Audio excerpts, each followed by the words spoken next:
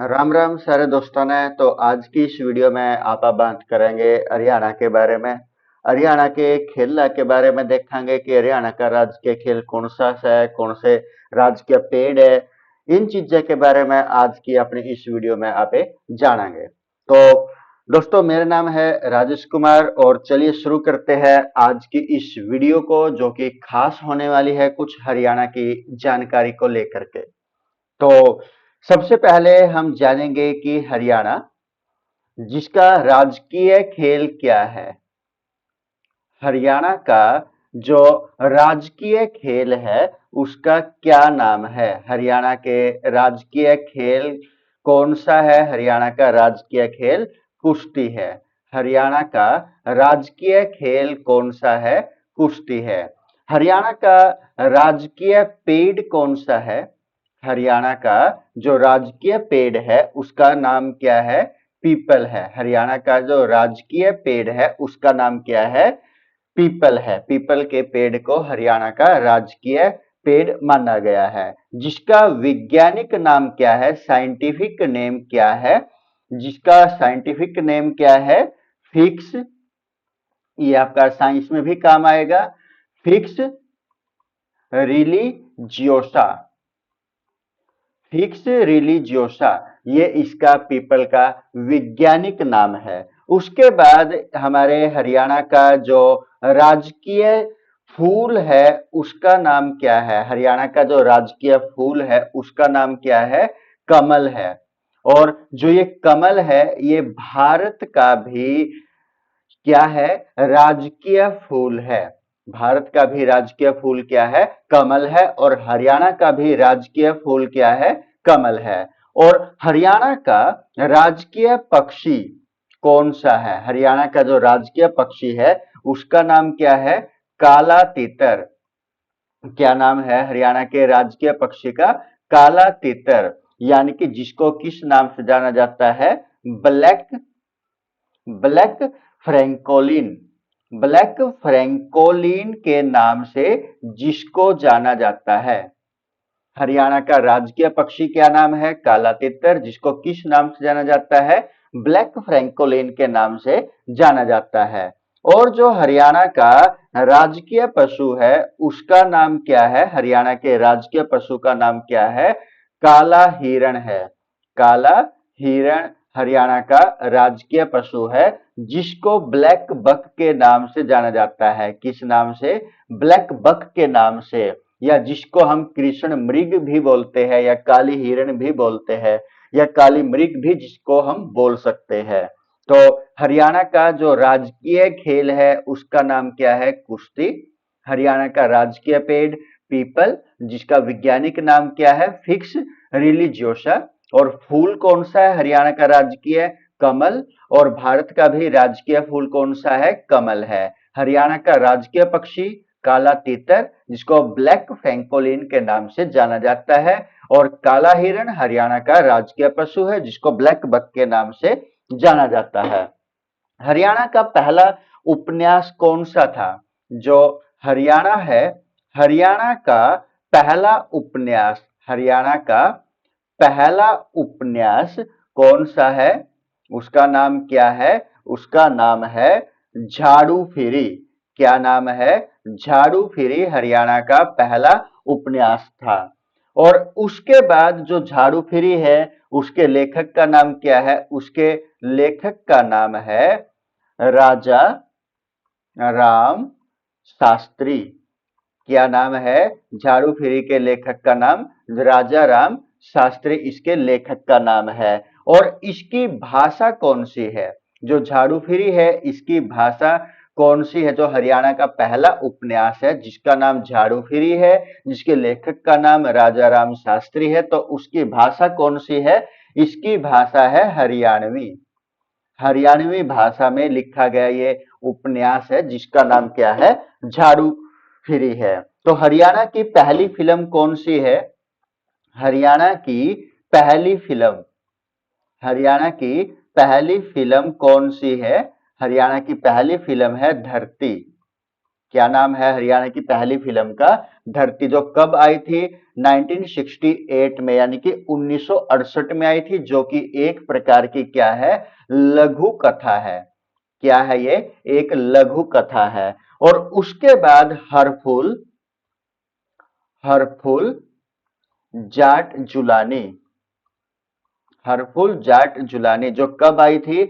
1970 में आई थी। और इन दोनों में एक बात यह है कि यदि ये ऑप्शन में दोनों हो तो इस फिल्म का उत्तर मुख्यतः क्या माना जाएगा? ये पहले वाला, इनकी धरती वाला हम मान सकते हैं, बाकी आप अपने विवेक से इसका निर्णय कर सकते हो।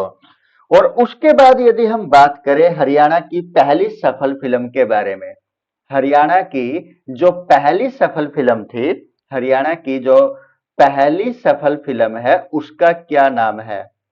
सफल फिल्म का क्या नाम है?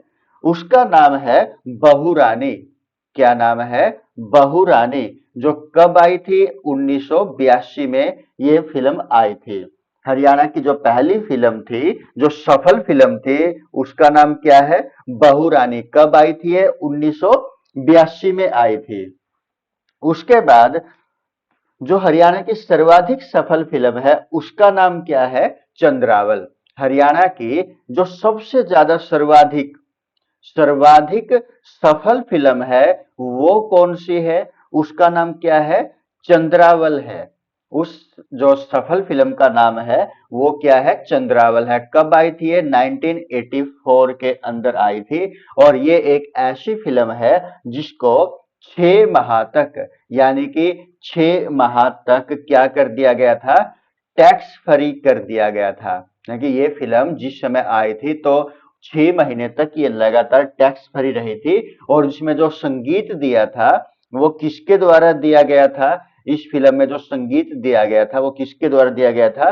जेपी कौशिक के द्वारा। जेपी कौशिक के द्वारा इसको चंद्रावल फिल्म को संगीत दिया गया था। उसके बाद यदि हम बात करते हैं हरियाणा का पहला हास्य कवि, हरियाणा का पहला हास्य कवि कौन था? हरियाणा का पहला हास्य कवि क्या नाम था? हमने पहली वीडियो में क्या देखा था कि देशा में देश हरियाणा, जो हरियाणा के प्रथम राजकवि थे जिसका नाम क्या था? उदय भानु हंस था। तो आज यहां पर पूछा गया हरियाणा का पहला हास्य कवि कौन सा था, जिसका नाम क्या था? मीर जाफर, मीर जाफर जटाली। क्या नाम था? मीर जाफर जटाली हरियाणा के पहले हास्य कवि थे। और हरियाणा के 4 लाइनों का कवि, हरियाणा का जो 4 लाइनों का कवि है वो किसे कहा जाता है? 4 लाइनों का कवि किसे कहा जाता है? हरियाणा का 4 लाइनों का कवि किसे कहा जाता है? सुरेंद्र शर्मा को कहा जाता है। किसको कहा जाता है? सुरेंद्र शर्मा को हरियाणा का 4 लाइनों का कवि कहा जाता है। सुरेंद्र शर्मा कहां से संबंध रखते हैं? ये नांगल चौधरी। कहां से संबंध रखते हैं ये? नांगल चौधरी से संबंध रखते हैं। जो कहां पर पड़ता है? ये पड़ता है महेंद्रगढ़ के अंदर। कहां पर पड़ता है? महेंद्रगढ़ के अंदर ये पड़ता है। और जो एक विशेष बात है, इनको 2013 में पद्मश्री से भी सम्मानित किया गया था। पद्मश्री से सम्मानित किया गया था किनको? सुरेंद्र शर्मा को, जिनको किस उपनाम से भी जाना जाता है? 4 लाइनों का कवि, यानी कि हरियाणा के 4 लाइनों का कवि किसको कहा जाता है? सुरेंद्र शर्मा को कहा जाता है। कहां से संबंधित है ये? नांगल चौधरी महेंद्रगढ़ से संबंधित है। 2013 में इनको क्या मिला था? पद्मश्री दिया गया था। और उसके बाद यदि हम बात करें एक सफल उपन्यासकार के बारे में, जो हरियाणा का एक जो सफल उपन्यासकार रहा है उसका नाम क्या है? सफल उपन्यासकार हरियाणा से कौन है जिसका नाम क्या है? मोहन चोपड़ा। क्या नाम है? मोहन चोपड़ा हरियाणा के एक सफल उपन्यासकार ये रहे हैं। उसके बाद यदि हम बात करें हरियाणा का पहला हिंदी कवि कौन था? हरियाणा का पहला हिंदी कवि, हरियाणा का पहला हिंदी कवि कौन था? हिंदी कवि क्या नाम था उसका? चौधरी चौरंगीनाथ, सॉरी क्या नाम था? चौरंगीनाथ इनका नाम था। हरियाणा के पहले हिंदी कवि का नाम क्या था? चौरंगीनाथ था। जहां पर जो अस्थल बोहर मठ की स्थापना की गई थी, अस्थल बोहर जो मठ है इसकी स्थापना भी की गई है, इसकी स्थापना की। और उसके बाद जो 8वीं शताब्दी से संबंधित है, 8वीं शताब्दी से इसकी स्थापना, यहाँ पर जो अस्थल बोहर मठ है इसकी जो स्थापना है कब की गई? 8वीं शताब्दी में की गई थी, 8वीं शताब्दी में। तो हरियाणा का पहला हिंदी कवि क्या नाम है? चौरंगीनाथ। कहां से संबंधित है? ये अस्थल बोहर से संबंधित है। अस्थल बोहर में जो मठ है उसकी स्थापना की गई थी, कौन सी शताब्दी के अंदर की गई थी? 8वीं शताब्दी के अंदर की गई थी। हरियाणा का पहला सूफी कवि कौन है? सूफी कवि हरियाणा का पहला कौन है? क्या नाम है उसका? शेख शेख मोहम्मद तुर्क।